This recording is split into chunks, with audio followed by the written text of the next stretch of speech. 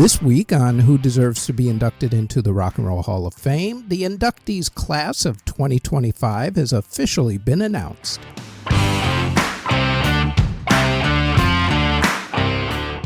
The inductees for this year's class of the Rock and Roll Hall of Fame have been announced. In the performers category, the inductees are Bad Company, Outkast, The White Stripes, Soundgarden, Cyndi Lauper, Chubby Checker, and Joe Cocker. The Black Crowes, Mariah Carey, Billy Idol with Steve Stevens, Joy Division / New Order, Mana, Oasis, and Fish were all left off of the final ballot. The inductees for the Musical Influence Award are Salt-N-Pepa and Warren Zevon.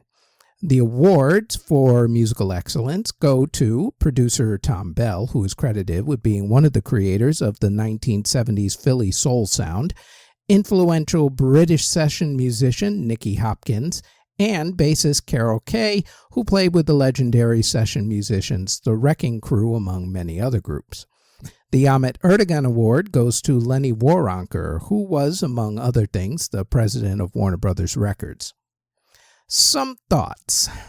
First off, I can finally stop updating my twice-yearly Soundgarden plea for induction. It's about time they got in, and congratulations, Hall. What took you so long? That now leaves Alice in Chains as the last of the four horsemen of grunge music to not be in after Nirvana and Pearl Jam are in, and now Soundgarden. Commence updating my twice-a-year plea for Alice in Chains to be finally inducted. Better be next year, Hall. I'm serious. Also, kudos to Salt-N-Pepa and Warren Zevon for well-deserved recognition. It's about time for them as well as for Joe Cocker and Cyndi Lauper. Salt-N-Pepa becomes now the first female rap group to be inducted in, and will probably be the only one. Only because, well, I mean, seriously, name another female rap group out there that was as popular and influential for a sustained period of time. Go ahead, I'll wait. There aren't many. Strange, right? When you think about it, they're all female solo rappers like Lil' Kim and Foxy Brown and whatnot. My opinion on Chubby Checker still stands that Chubby should not have been put into the performers category, but instead should have been put into the musical influence category, only because that would have freed up a spot for someone like Mariah Carey in the performers category. Nonetheless, he does deserve to be in, so congratulations to Chubby Checker, who hopefully will live long enough to actually get his award because he's in his mid-80s already. Now, to the disappointments. First off, I now have to go back to my twice-a-year plea to put Mariah Carey in. She is long overdue. Really, she should have been in this year. The shocker is that, yet again, the runaway winner of the fan vote, this time it was Fish, does not get in.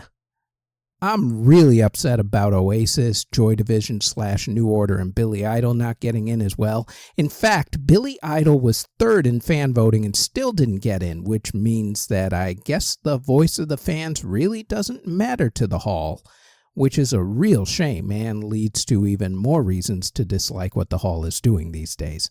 I mean, really, 2 of the top 3 vote getters not getting inducted is really not a good look. I'm just saying. Good news, though, is that now we don't have to worry about whether Oasis will show up, although I feel robbed that we won't have the 7-month saga of whether the Gallagher brothers will show up to collect their honor. I guess now we'll just have to live with the 7-month saga of whether they'll manage to survive a tour together. Also, the big question now becomes whether Meg White will show up for her award with the White Stripes. I'm pretty sure that Jack White will be there, though.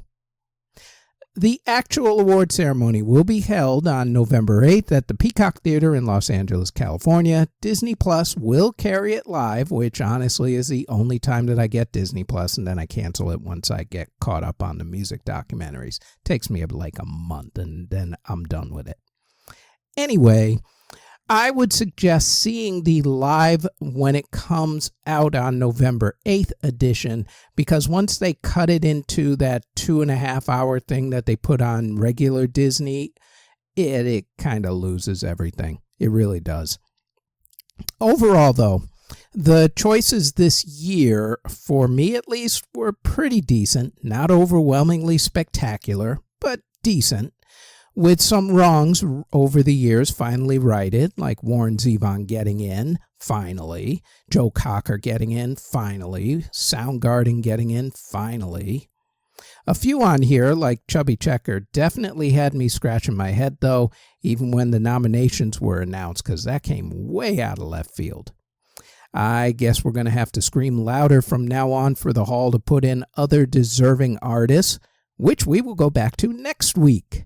For now, congratulations go to Bad Company, Outkast, The White Stripes, Soundgarden, Cyndi Lauper, Chubby Checker, Joe Cocker, Salt and Pepper, Warren Zevon, Tom Bell, Nicky Hopkins, Carol Kaye, and Lenny Waronker for their induction into this year's class of the Rock and Roll Hall of Fame.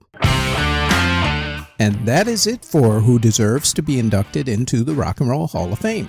We also invite you to check out our other podcast, the Music History Today podcast, where we go over what happened on that date in music history.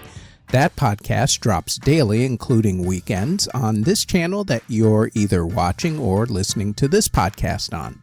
We also have the Music History In-Depth podcast, where we go more in-depth into the events that happened for that week in music history.